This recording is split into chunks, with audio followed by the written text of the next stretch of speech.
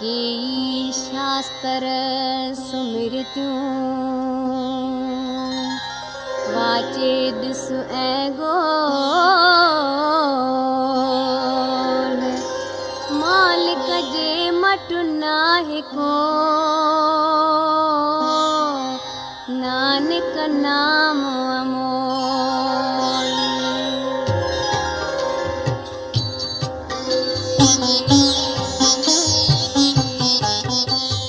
जप भी करी ऐं तप भी करी तूं ज्ञान ऐं ध्यान कमाए खणी शास्त्र वेद सुमिरतियूं जे दुनिया खे पढ़ी ॿुधाए खणी योग करी ऐं धर्म करी ऐं क्रिया कर्म वधाई खणी त्यागी थी सुख त्यागी जग जा वन में फेरा पाए खणी रंग बिरंगी देख करी या किस्मे करी जतन पुण्य ऐं दान हज़ारो करी ऐं धर्म करी धन माल रतन टुकरा टुकरा देह करे भल देहीअ जी आहुति ॾे पंहिंजे जीअ खे ॾे जफ़ा रहो कायम विरतन ने मन ते नाम जे मट ही कर्म न थींदा नाम बिना सभु वैरतकार नानक गुर खां शब्द वठी जप नाम जो नालो तूं हर वार जप नाम जो नालो तूं हर वार चैन कुंडुन जा सैर करे ऐं उमिरि वॾी भल पाए को दुनिया तरक करे तारिक थी जोगी जोग कमाए को सिर तां पंहिंजो आहो खणी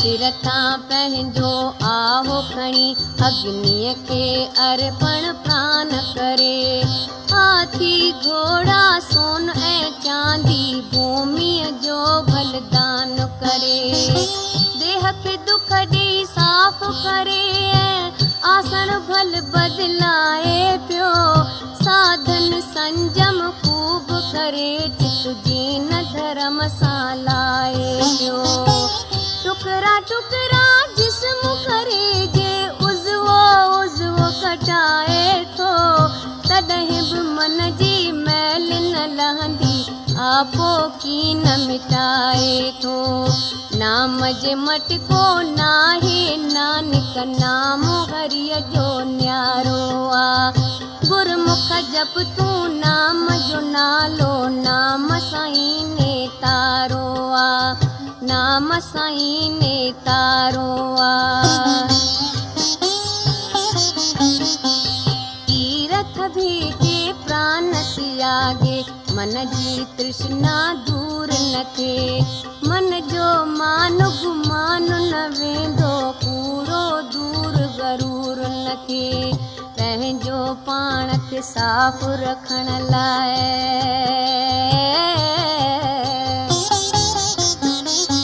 पंहिंजो पाण खे साफ़ रखण लाइ कोशिश भल ॾींहुं राति करे जतन करे जुगतीअ सां तॾहिं बि मन जो मैल थे कीन परे पंहिंजे तन खे कष्ट ॾेई भल केई साधन साधे को दूर न थींदो जज़्बो गंदो मन मां विषय विकारन जो पानी देह खे ॾेई बंदे तिन खे साफ़ बणायो आ कल राठी भित जेका आहे तंहिंखे धुअण अजायो आ नाम हरिय जो ऊचो साधू जंहिंजी महिमा ॻाइनि था नानक नाम जपण सां पापी कपटी मुक्ति पाइनि था कपटी मुक्ति पाइनि था।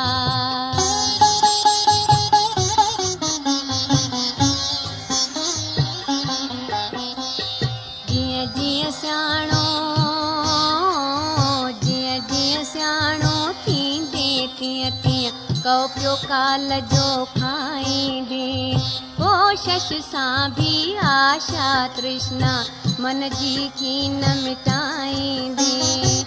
मन जी अग्नि सरद न थींदी, केवे समटाई खणी पहुचण आ दरगाह में, मुश्किल हीला के हलाई खणी। मुक्तिअ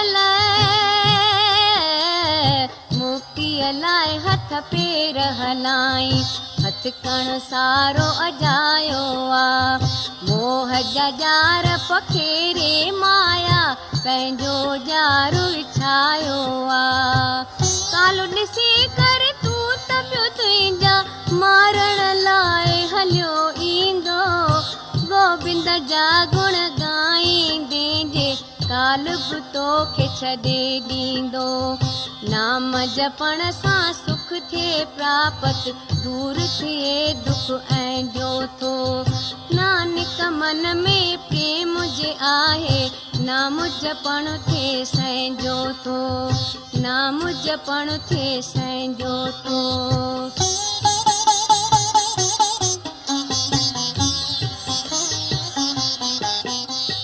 चार पदार्थ चाही तो जे, चार पदार्थ पाईंदे। साधन संतन जे शेवा में पंहिंजो तन मन लाईंदे। सुख तो तलबी मन जो दुख है, दर्द मिटाइण चाही थो। छो न उन्हीअ दातार दयालुअ जा गुण ॻाइण चाही थो। मान वॾाई चाही थो, भल हासिल शान इज़त कर। पहिरीं मामा तर्क करे तूं, दरवेशन जी संगत कर। जन्म मरण जे फेरे जो जे डपु ऐं ख़ौफ़ अथई मन में, संतन जे रहु साए में ऐं साधन जे रहु चरणन में। ईश्वर जा अभिलाषी जेके, जिन जो आहे नाम सां प्यार।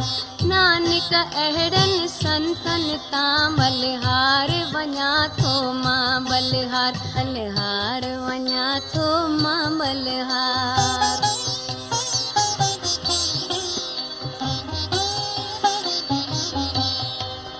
इंसानन में आहे उत्तम इंसान, उहो प्रधान रहे। संग करे जो संतन जो, मन में न संदस अभिमान रहे।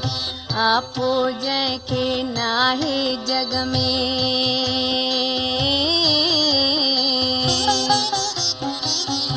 आपो जंहिंखे नाहे जग में, पाण खे नीच सॾाए थो। सोई सभ खां ऊचो सम्झो, आला पद खे पाए थो। जेको सब जे चरणनि जी रज, पंहिंजे मन खे बणाए थो। सर्व व्यापक स्वामीअ जा सो, जित कित दर्शन पाए थो। जेको मन मां दूर करे थो, कुबध्या खे ऐं बुराईअ खे। सोई सभ में साहिब सम्झी, ॿाहिरि कढे बि आईअ खे। जेको ख़ुशीअ ते ख़ुशि न थिए, ऐं ग़म ते कीन थिए ग़मनाक। नानक सोई पाप ऐं पुण्य जे, लेप खां थिए थो साफ़ ऐं पाक। लेप खां थिए थो साफ़ ऐं पाक।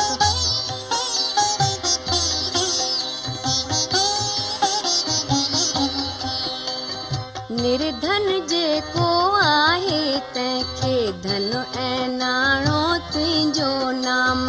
थां ठिकाणो नाहे जंहिंखे, थां ठिकाणो तुंहिंजो नाम। वीचारो जो आहे जग में,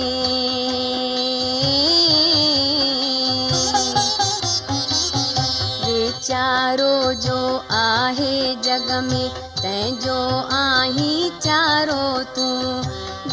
सॼी दुनिया खे ॾीं थो साईं आहीं सहारो तूं तुंहिंजी मर्ज़ीअ सां थिए सभु कुझु करण कराइण वारो तूं घट घट में तूं व्यापक आहीं ॼाणण हारो तूं पंहिंजी गति मत पाण ई ॼाणण वारा ॼाणी थो पाण खे पंहिंजे कुदरत में थो कुदरत वारा आणी थो तुंहिंजी वॾाई तोखां थींदी बंदे खे छा ताक़त आ नानक केरु न सम्झे तो बिन तुंहिंजी अजाइब कुदरत आ तुंहिंजी अजाइब कुदरत आ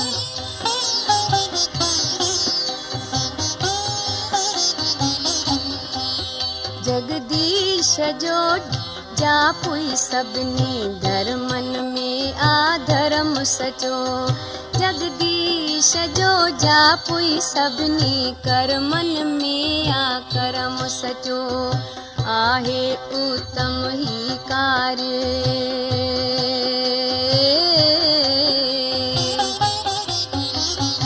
आहे उत्तम ही कार्य तूं इन कार्य सां दिल खे लाए साध संगत जे सोबत में रहो मन जी मैल मिटाए हीलो वसीलो सोई आला नाम जपण ऐं यादि करण नाम जपण ऐं यादि करण ॾींहुं राति उन जो ध्यानु धरण अमृत साईं पाणी आ उन साईं जी साराह करण